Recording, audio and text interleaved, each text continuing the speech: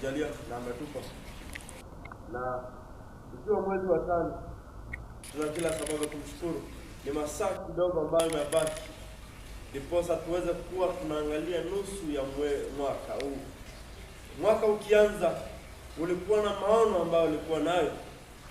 Hakika kila mtu ambaye ako hapa hawezi kukosa chochote ambacho aliomba Mungu amfanyie mwaka. Mwaka ukianza niliambia Mungu, wacha yale mapenzi yako ambayo umeweka katika maisha yangu yatimie. Kwa sababu katika kila mwaka nimekuwa nikiandika ndoto za maisha yangu na mingi hazijakuwa zikitimia. Na nikakumbuka kuwa Mungu wakati aliniweka duniani kuna yale mambo mazuri ambayo aliniwekea. Kwa hivyo nikaona ni vyema huu mwaka nimpatie nafasi. Yale mambo yote ambayo ameniwekea yaanze kufanya kazi. Ni kwa uwezo wa Mungu kila jambo ambalo ametuwekea litafika hapa chini. Kwa hivyo siku ya leo ni ombi zuri kutoka kwangu na kwako. Mungu aweze kuachilia baraka zote ambazo ziko mbinguni hadi hapa duniani ambao wanao wako. Maandiko katika kitabu ya Galatians 4. Wacha nianzie verse 1. Lakini tutaangalia na number 8. Verse 1 nasema, now I say, as you are no longer heirs and citizens, you differ no ways from the slaves. Through him you honor everything. Instead, he is under guardians and stewards till the time set by his father. You have to underline the word set by his father. Kwa sababu maandiko yanasema you'll be slaves until the time set by the father. Hayo ni neno unafaa kuangalia. Verse 3 inasema, in the same way you also, when the children were slavery under and the mental force of the word. Verse 4, and when the times comes complications, God sent his son of his own under the ways of the law to redeem under the law we might be adopted to his son. Verse 6, and because you are sons, God has sent his spirit into your hearts. You cry, Abba, Father. So you are no longer slaves, but sons. And if sons, you inherit. Verse 8, but in the past, when you did not know God, you were enslaved by the nature. Kuna mambo matatu ambayo tunafaa kuangalia hapa. In the same lines, between the lines. Paulo anazungumza majira matatu katika wakati mmoja. Ya kwanza anazungumza kuhusu wana wa Israeli. Wakati hawajakuwa katika utumwa, walikuwa na maisha mazuri. Na kwa sababu walimkosea Mungu, wakaingia katika kati ya mazungumzo katika slavery zone, ambao walikuwa katika hali za utumwa. Na katika hali za utumwa wakamlilia Mungu ambaye aliwatoa katika utumwa. Maandiko yanasema kwa sababu ya ile utumwa ambao walikuwa ndani yake, ilibidi Mungu mwenyewe amtume mwanawe ili awakomboe. Mwana wa Mungu ili awakomboe wana wa Israeli. Na kutoka pale Biblia inasema wakaitwa wana katika roho na katika kweli. Kwa hivyo kuanzia leo wewe ulitanishwa na Mungu kuwa mwana wa Mungu. Wewe si jirani ama rafiki ya Mungu. Wewe ni mwana wa Mungu kupitia Roho Mtakatifu na ambatano la Yesu Kristo kumwaga damu katika msalaba. Unaweza jiuliza, mimi nimefanyika haji kuwa mwana wa Mungu kwa sababu uko na jina ya baba yako ambayo umewekwa katika kitambulisho. Lakini siku ya leo maandiko yanasema kuwa uliwekwa mwana kupitia Roho Mtakatifu na patanisho ya damu ambayo Yesu Kristo alimwaga. Hayo ndio mambo tunafaa kuangalia. Kwa hivyo kuanzia leo unafaa ujue kitu ambacho kilifanya kuwa mwana ni damu ambayo ilimwagika msalabani. Kwa hivyo asubuhi ya leo kwamba Mungu atuwezeshe tukawe wana, kwa sababu kama sisi si wana tena, maandiko katika kitabu hicho cha Galatians 4 verse 8 nasema, but past when we did not know God, we were enslaved. Kwa hivyo kuanzia leo unafaa kujua kuwa lazima uwe unamjua Mungu, ndiposa sheria za utumwa zikuondokee. Sheria za utumwa zimetufunga sana. Kuna utumwa tofauti katika maisha ya mwanadamu. Kuna utumwa ya agano za wazazi wetu, our forefathers. Kuna utumwa wa generation. Kuna utumwa ya maisha yote ambayo tumekuwa nayo. Maisha haya yana utumwa wa kiwango cha juu. Unapata shetani hawezi kubali usonge mahali ambapo alifika.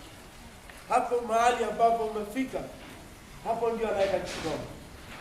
Kuna mambo bayana unafaa kujua. Haijalishi umekaa mbali kiasi gani na kizazi chenu, you have to fight the spirit of the forefathers. Mahali walifika lazima uweze kung'ang'ana. Aidha wewe ama mtu wa kwanza katika kizazi cha baba yako, lazima muweze kung'ang'ana kutoka katika zile hatua, ndiposa kila mtu ambaye atakuwa nyuma yake itakuwa rahisi. Ilikuwa rahisi kwa wana wa Israeli kupigana wakati Joshua alikuwepo. Ilikuwa rahisi kwa Musa kujua nchi ya Kanaani inakaa namna gani kwa sababu ya sauti ya Caleb na Joshua. Aliwatuma watu 10, lakini sauti ya watu wawili ilileta tabasamu ya kuwa Kanaani mji mzuri, tunaweza kufika na tuko na uwezo wa kustahimili. Lakini kwa kiwango kikubwa watu 8 walitoa sauti wakasema huko, jinsi ambavyo kimuuliza Mkenya atakwambia Kenya ni nchi nzuri, lakini 90% watakuelezea ubaya wa taifa la Kenya. Unaweza shindwa wanaishi Kenya, wanaishi Singapore, ama wanaishi dunia gani, kwa sababu it will never be, na haitawahi kuwa nyumbani kwenu hakutawahi kuwa kubaya. Kuwe ni jangwani, kuwe ni wapi, nyumbani kwenu hakutawahi kuwa kubaya. Kwa hivyo asubuhi ya leo ni wakati mwafaka wa kutakasa na kuimarisha kwetu nyumbani. Kwetu nyumbani ndio wakati mwema kuimarisha. Najua imefika kiwango kuwa maisha yamekuwa magumu. The slave spirit has been. Umekuwa watumwa kwetu katika taifa la Kenya. Sababu nimekuwa nchi zile miji mikubwa katika taifa hili. The best hardware and the best shops zinamilikiwa na watu kutoka mataifa ya nje. So the Kenyan quality in the Kenyan country equals it's below 20%.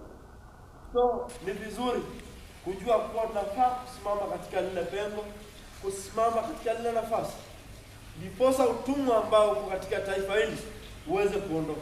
Utumwa huu hauwezi ondolewa pasipo maombi na pasipo wale ambao wanafaa kusimama katika ile nafasi kusimama. Kwa hivyo ni asubuhi jema ujiulize, nimesimama katika nafasi gani ya kutoa utumwa katika taifa hili? Kwa sababu utumwa katika taifa la Kenya huko is more than 90%. We have more than 90% of Kenyan slaves in the Kenyan country. Mtu ambaye hazijilisha, hazinywisha, hazivaa vizuri, akiamka anakupanga jinsi ambavyo anaweza kufanya kesho ngumu. Kwa hivyo kuanzia leo tujue kuwa kuondoa utumwa katika taifa la Kenya iko katika mikono yetu. Haiko katika mikono ya serikali, haiko katika mikono ya watu walio na majina. iko katika mikono yetu, kwa sababu mbingu iko wazi. Inahitaji uombe chochote ambacho unahitaji. Wakati wa kuomba hatuna, wakati wa kulalamika tuna. That's where we are. Kwa siku ya leo ni vizuri muombe Mungu, tuwe na wakati mwingi wa kuomba. Tupunguze wakati ambao tuko nao kulalamika kuhusu economy, kuhusu shida za Kenya. Shida ziko, zilikuwepo tangia. Kwa hivyo kuanzia leo ujue kuwa nafasi ya economy, nafasi ya kuondoa utumwa ambao uko Kenya, kwa sababu utumwa wa Kenya nimetangulia kusema it's over 70+. Mtu azikilisha, azinyusha, azijikalisha. Wanaweza sifu. Sababu is only less than 10% self-employed in country Kenya.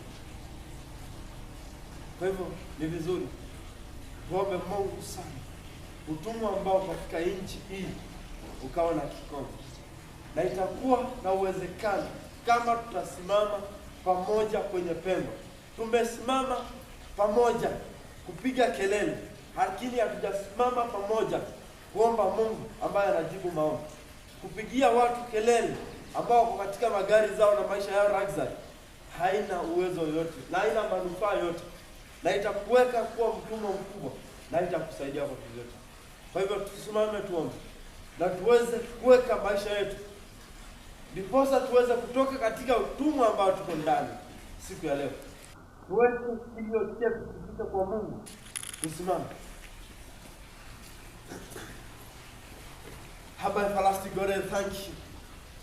You are the God we live. You are the God we hear. Mighty Father, I thank you because you are going, Father. Under your mercies, under your grace, we are saved, mighty Father. Mighty Father, you loved us before you loved him, mighty Father. You knew us before even we understand you are God, mighty Father. The Bible says, under the captivity you know us. Under all the situations you know us, mighty Father. Under your grace, mighty Father, we live. Under your mercies, mighty Father. Mighty Father, how we are no longer the heirs. The slave's capacity is too high.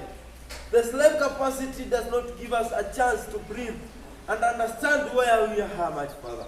We are in our country, but the slave capacity is too high. Mighty Father, I thank you because you are going, Father. I thank you because you are going, Father. The Bible says, if we obey you, mighty Father, you will make us, mighty Father, whenever we step in a rich, mighty Father. It has not happened, mighty Father. Mighty Father, help us, mighty Father, for the writings in the Bible to make sense in our lives. Mighty Father, they have looked like writings. Zimekaa kama vitabu zozote zimeandikwa. Maandiko katika Biblia yamekaa kama maandiko yoyote katika magazeti na katika vitabu za NASA. Bwana nasema ni asante kwa sababu siku ya leo utafanya maandiko yaliyoandikwa katika vitabu vitakatifu kukaa kama maandiko ya vitabu vitakatifu. Bwana utaweza kuyazingira mazingira magumu katika wanao kuwa rahisi. Imekuwa ngumu kuelimisha watoto wao. Wamesoma katika mazingira magumu, wamekaa katika mazingira magumu. Hawawezi kusaidia. Imekuwa taifa ambalo mzazi ana uwezo wa kusaidia mtoto wake, lakini watoto wake wote hawana uwezo wa kumsaidia kwa sababu ya hali ngumu katika maisha ya taifa hili. Bwana utumwa katika taifa hili, naomba Bwana kwa neema zako, fadhili zako ukauondoe, kwa sababu ni Mungu na hakuna mwingine kama wewe. Utumwa huu tuomba Bwana ukauzike, kwa sababu ni Mungu mwenye uwezo. Na ufunga utumwa huu katika mikono yangu, kwa sababu ni Mungu uliosema chochote utafunga hapa duniani kitafungwa mbinguni. Naomba tukafunge utumwa ambao zimezidi uwezo wetu katika taifa hili, ukatuwezeshe na ukatufingania Bwana shimele. Tunahitaji uwezo wako, tunahitaji baraka zako, lakini baraka zako ziko katika dunia, lakini hazionekani kwa sababu zimefunikwa na utumwa, zimefunikwa na shida, zimefunikwa na masaibu mbalimbali. Watoto waendi shule, tunafanya kazi, pesa hatujui mahali zinaenda. Tumesahau hata kama kuna Mungu. Tumefikia kiwango cha kulaumu kiongozi yoyote ambaye ako wapi. Bwana tunasema ni asante. Naomba Bwana siku ya leo tusilaumu yoyote, kwa sababu ni Mungu mwenye uwezo. Katupe kibali, katupe uwezo wa kujua wewe ni Mungu na utabaki kuwa Mungu. kuwe na shida, kusikuwe na shida. Unatosha na unastahili Bwana. Tupiganie kwa sababu ni Mungu. Katika jina la Yesu Kristo tunapata kuamini. Amina. Amen. Barikiwe. Amina nawe pia.